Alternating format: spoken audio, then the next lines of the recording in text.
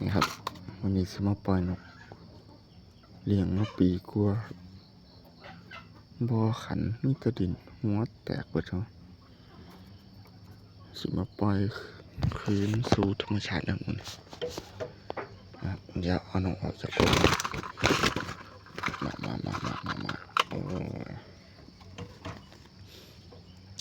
เนี่ย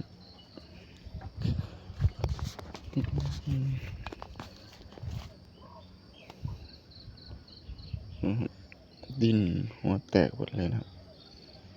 เลี้ยงปีกัวบ่อขันบ่อยังเลย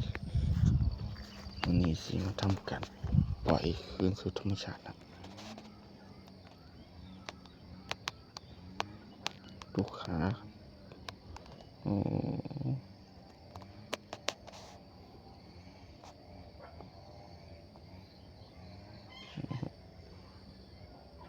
ลูก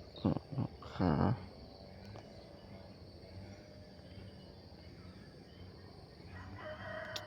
ขาใหญ่นะครับ